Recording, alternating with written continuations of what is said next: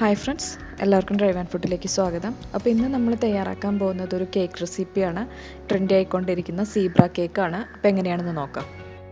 Cake തയ്യാറാക്കാനായിട്ട് ഞാനൊരു 1/4 cup vegetable oil എടുക്കുകയാണ്. വെജിറ്റബിൾ ഓയിൽ അല്ലെങ്കിൽ സൺഫ്ലവർ ഓയിൽ എടുക്കാം. അത് ഈ പാത്രത്തിലേക്ക് ഒഴിച്ചു കൊടുക്കാം. അതിൻ്റെ കൂടെ തന്നെ ഒരു 1/2 കപ്പ് പഞ്ചസാര പൊടിച്ചതും കൂടി ചേർത്ത് കൊടുക്കുകയാണ്. എന്നിട്ട് നല്ലതുപോലെ ഒന്ന് മിക്സ് ചെയ്തെടുക്കാം.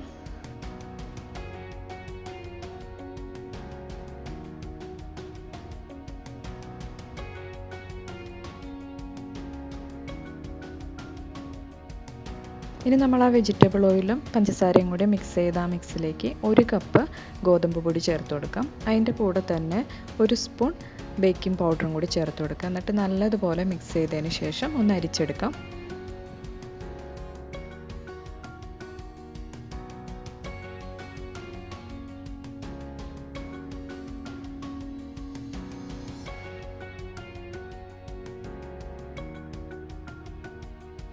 ഇനി നമ്മൾ ഇതിലേക്ക് ചേർത്ത് കൊടുക്കുന്നത് 1 കപ്പ് പാലാണ്. നമ്മൾ 1 കപ്പ് ഗോതമ്പ് പൊടി എടുത്ത് അതേ കപ്പിന് തന്നെ 1 കപ്പ് പാലാണ് ചേർത്ത് കൊടുക്കുന്നത്.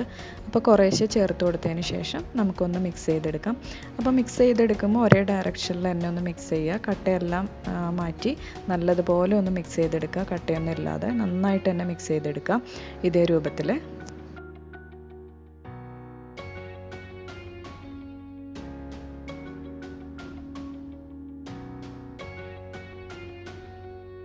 ഇതായിപ്പോൾ നമ്മൾ കട്ടയൊന്നും ഇല്ലാതെ നല്ലതുപോലെ മിക്സ് ചെയ്തെടുത്തിട്ടുണ്ട്. ഇനി നമുക്കിത് 2 ഈക്വൽ പാർട്സ് ആയിട്ട് മാറ്റാം. 2 പാത്രത്തിലേക്ക് പപ്പാതി ഒഴിച്ച് വയ്ക്കാം. ഇതുപോലെ.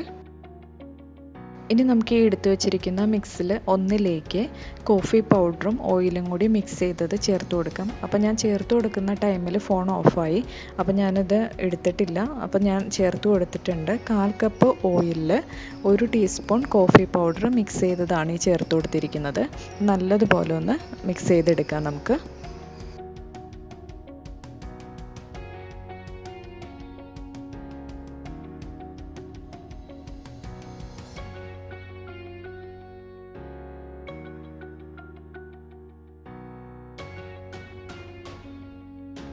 ഇതപ്പോൾ നമ്മൾ നല്ലതുപോലെ മിക്സ് ചെയ്തെടുത്തിട്ടുണ്ട്. ഇനി നമുക്ക് ഈ മിക്സിലേക്ക് 1 ടീസ്പൂൺ ഗോതമ്പ് പൊടിയും കൂടി ചേർത്ത് കൊടുക്കാം. കാരണം നമ്മൾ നേരത്തെ ഓയിൽ ചേർത്ത് കൊടുത്തപ്പോൾ ഈ മിക്സ് ചെയ്ത മാവ് കുറച്ചും കൂടി ഒന്ന് ലൂസായിട്ടുണ്ട്. അപ്പോൾ കുറച്ചും കൂടി ഒന്ന് തിക്കായിട്ടിരിക്കാൻ വേണ്ടി നമുക്ക് 1 സ്പൂൺ ഗോതമ്പ് പൊടിയും കൂടി ചേർത്ത് എടുത്തതിന് ശേഷം നന്നായിട്ടൊന്ന് മിക്സ് ചെയ്തെടുക്കാം. കട്ടയൊന്നും കെട്ടാതെ നന്നായിട്ട് തന്നെ മിക്സ് ചെയ്തെടുക്കാം.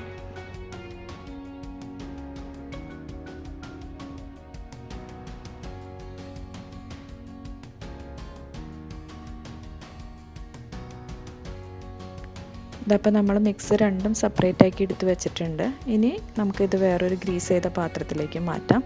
ഞാനിപ്പോൾ ഇതുപോലൊരു സ്റ്റീൽ പാത്രം എടുത്തിട്ടുണ്ട്. അതിനകത്ത് ബട്ടർ പേപ്പർ എല്ലാം വെച്ച് ഓയിലെല്ലാം തടവി കൊടുത്തിട്ടുണ്ട്.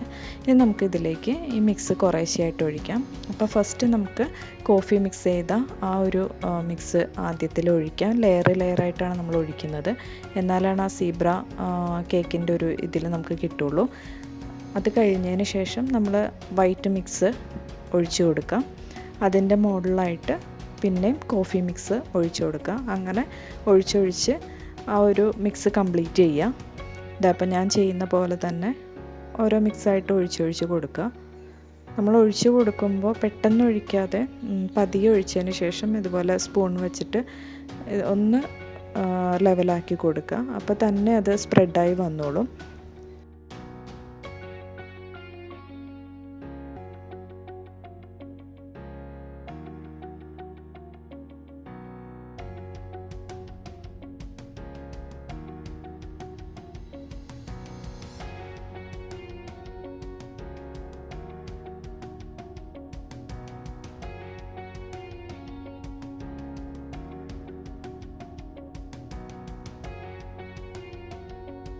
ഞാനിപ്പോൾ മിക്സെല്ലാം കംപ്ലീറ്റ് ആയിട്ട് ഒഴിച്ചു കൊടുത്തിട്ടുണ്ട്. നമ്മൾ ഒഴിച്ചു കൊടുക്കുന്ന ടൈമിൽ ആ പാത്രം ഒന്ന് ചെറുതായിട്ടൊന്ന് റൗണ്ട് ചെയ്ത് കൊടുത്താൽ മതി. അപ്പോൾ തനിയെ അത് ലെവലായി വന്നോളും.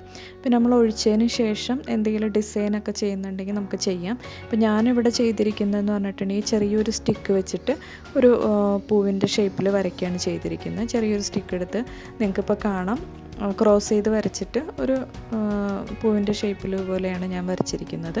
അപ്പോൾ അതൊക്കെ ഓരോരുത്തരുടെ ഇഷ്ടം അനുസരിച്ച് ഏത് ഡിസൈൻ വേണം, എങ്ങനെ വരയ്ക്കാം, അതൊക്കെ നമുക്ക് ചെയ്യാവുന്നതേ ഉള്ളൂ, എങ്ങനെയാണെന്ന് വെച്ചാൽ.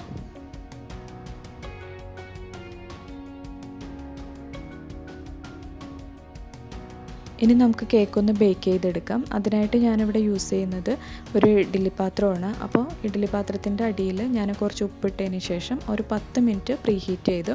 അതിനുശേഷം ആ കേക്കിൻ്റെ മിക്സിൻ്റെ പാത്രം അതിൽ ഇറക്കി വയ്ക്കുകയാണ് ചെയ്തത്. ഒരു 30-35 മിനിറ്റ് മീഡിയം ഫ്ലെയിമിൽ റെഡിയാവാനായിട്ട് എടുത്തു.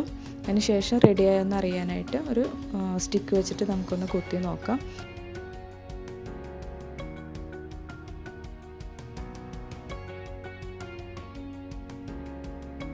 ഇതപ്പോൾ കേക്ക് നല്ല ക്ലീനായിട്ട് തന്നെ നമുക്ക് കിട്ടിയിട്ടുണ്ട്. ഒരു 30-35 മിനിറ്റ് കൊണ്ട് തന്നെ നമുക്ക് റെഡിയായി കിട്ടിയിട്ടുണ്ട്. ഇനി ചൂടാറിയതിന് ശേഷം നമുക്ക് വേറൊരു പാത്രത്തിലേക്ക് മാറ്റാം. ഇനി നമുക്ക് കേക്ക് ഒരു സെർവിങ് പ്ലേറ്റിലേക്ക് മാറ്റാം. അപ്പോൾ അതിന് മുന്നേ ആയിട്ട് നമുക്ക് ആ സൈഡൊക്കെ ഒന്ന് വിടിയിച്ച് കൊടുക്കാം. അപ്പോൾ ഞാനൊരു നൈഫ് യൂസ് ചെയ്തിട്ട് സൈഡൊക്കെ ഒന്ന് വിടിയിച്ച് കൊടുക്കുന്നുണ്ട്.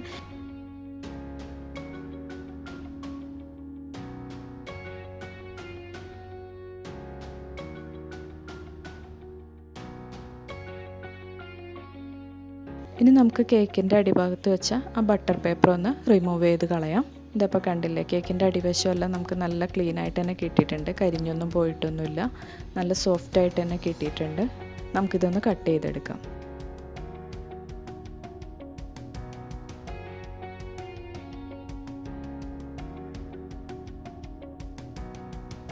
അപ്പോൾ ഈ ഒരു കേക്കിൻ്റെ റെസിപ്പി എല്ലാവർക്കും ഇഷ്ടമായെന്ന് വിചാരിക്കുന്നു. സിമ്പിളാണ്, നമുക്ക് പെട്ടെന്ന് തന്നെ തയ്യാറാക്കി എടുക്കാൻ പറ്റും. വീട്ടിലുള്ള കുറച്ച് ഇൻഗ്രീഡിയൻസ് തന്നെ വെച്ചിട്ട് പെട്ടെന്ന് തന്നെ തയ്യാറാക്കി എടുക്കാൻ പറ്റുന്ന ഒരു കേക്ക് റെസിപ്പിയാണ്. അപ്പോൾ എല്ലാവരും ട്രൈ ചെയ്ത് നോക്കുക. ഇഷ്ടമാണെങ്കിൽ ലൈക്ക് ചെയ്യുക, ഷെയർ ചെയ്യുക, കമൻറ്റ് ചെയ്യുക. അപ്പോൾ ഇനി അടുത്ത വീഡിയോയുമായി വീണ്ടും കാണാം.